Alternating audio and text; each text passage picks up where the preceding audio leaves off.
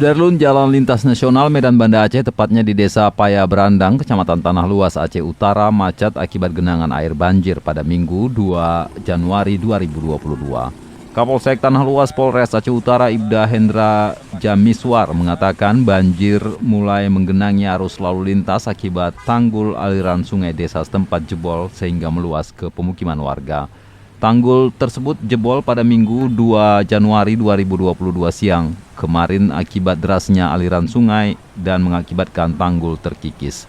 Pihaknya menghimbau pengguna jalan berhati-hati karena jalan yang licin.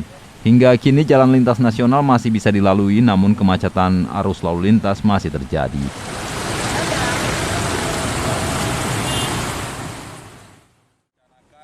Untuk sementara ditempatkan di Menasah Desa, serta untuk perangkat desa juga merencanakan untuk membuat 2 titik dapur umum, dan nantinya kita juga bersama semua pihak akan membantu untuk memfasilitasi tempat maupun dapur umum. Sementara sebelum tadi air naik, masyarakat sudah memprediksi mereka secara mandiri mengevakuasi barang-barang, kemudian untuk warga yang lansia yang belum sempat mengevakuasi, kita juga tadi sempat membantu.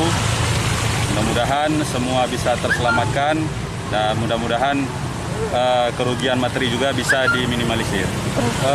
Kebetulan untuk jalan lintas nasional sendiri baru kurang lebih 5 menit karena air yang naik daripada tanggul tadi tidak tertampung lagi dalam saluran sehingga meluap ke badan jalan. Arus lalu lintas diperkirakan macet, namun kita juga sudah menempatkan anggota pada 2 titik untuk membantu masyarakat memperlancar arus lalu lintas. Dari Loksmawe, Zaki Mubarak, Serambion TV.